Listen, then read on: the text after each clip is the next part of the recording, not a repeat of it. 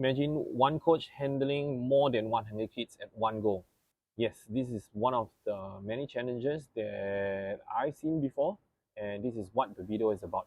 I'm going to talk and share some of the challenges that floorball schools or teams often face in Singapore. They are either I personally encountered before, or I've known others that have faced before. It is by no means an avenue to put down any schools or teams, but rather to share what I know, what I've observed, so that others would understand that while floorball is a growing sport, yes, but it does comes with its own set of challenges. Now with that, let's begin. Number one, as mentioned at the start of the video, the ratio of instructors to students in school. Now it doesn't really come as a surprise that certain instructors, if you get to talk to them, they actually have to manage a huge number of students at any one point of time. Let me give you a more extreme example that is true and it happened before. Right? So this friend of mine, once upon a time, he shared that one person as a coach, he had to handle and manage as many as 120 students at one point of time.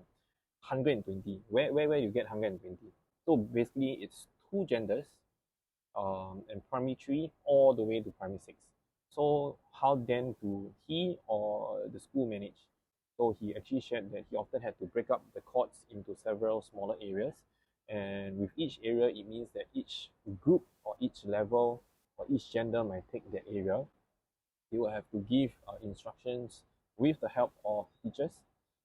He give instructions to the teachers to break up them, and the teachers would then take a smaller group while he take possibly say some senior batch or some groups that he wish to focus on at that point of time. So imagine the quality of training that can be produced. Imagine the extra hard work that the teachers had to put in on top of their workload in curriculum, and imagine just the sheer noise level, right? Given that it's more than 100 students. Number two, floorball.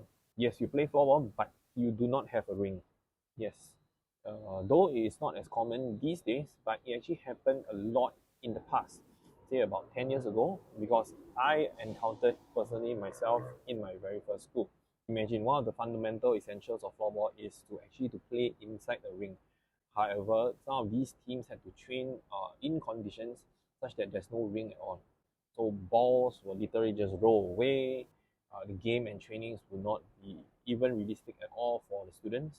And students who train under these conditions will struggle when they play in competitive games. So how did I or even others actually manage around it? What we'll do is, yes, there's open ground, but whenever possible, if the environment has certain other logistics that's available to use, we will make use of it. So examples, tables, chairs, benches, we'll use that to set out a boundary and to try to mimic as if it's being played in a ring. Now it isn't 100% foolproof, but it does help a bit, right? Third, other logistical challenges. Now example of this can be certain locations have not enough balls, they have not enough school sticks for say the younger students to use. They do not have extra accessories like cones, like a agility ladder, whereby it can actually help to aid training drills. So how then to manage such challenges? Well, we have to improvise, we have to adapt, and we have to be creative at the end of the day.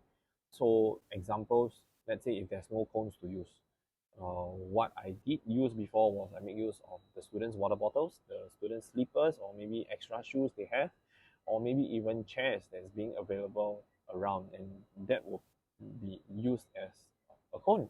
Another example of, let's say I want to get them to do agility. Without any agility ladder, what I'll do is I'll collate their sticks together, I'll lay it up on the floor, and it looks like a ladder on the ground, and they'll do the agility drills that way. And the list goes on. Right? So there are different challenges that comes along the way, and we coaches just have to be creative. Next, venues, and these venues does not really apply to schools. It applies to more on the league teams. So league teams often struggle to have actually a venue to train in. Now why? Because just exactly the fact that we are in Singapore, where resources like this are actually scarce. So there's no league team that I know of that does own any property assets such that they can have their own venue to train in. So how then do they manage? There are two ways. Number one, they rent. Yes, they rent by booking courts, paying the money to be able to use that 2 hours or 3 hours.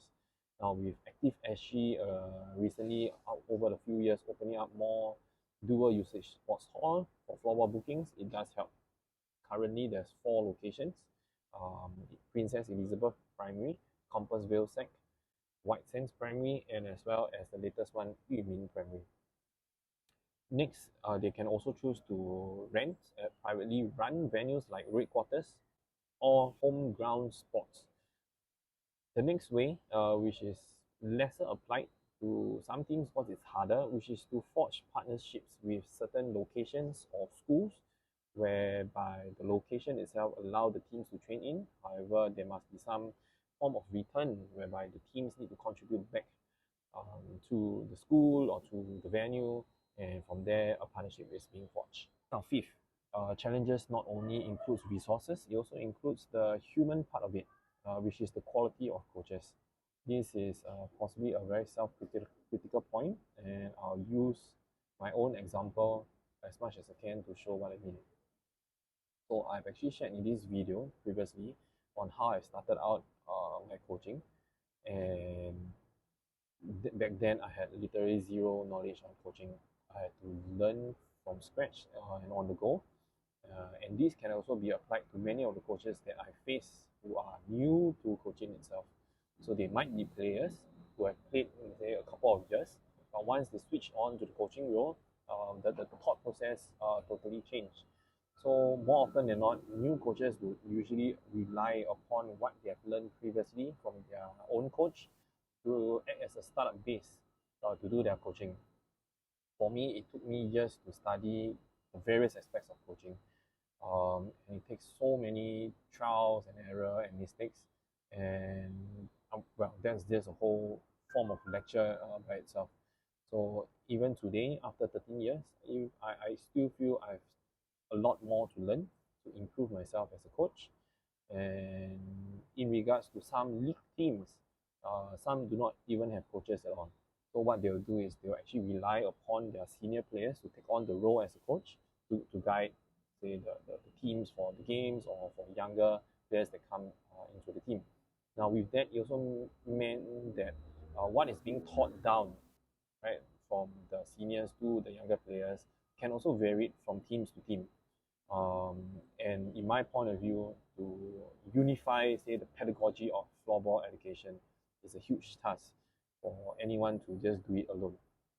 So with the challenges that I've just listed, right, across the previous 5 points, it is not to pinpoint anyone's fault, but to create this awareness that we face locally. So how can then we collectively improve the quality of floorball as a whole? In my opinion, it takes every single stakeholders that's involved in the sports. Every little bit of positive contribution will help contribute to the bigger picture.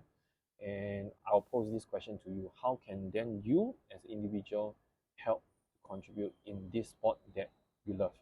I hope this video helps to trigger this in you. And with that, I'll see you in the next one.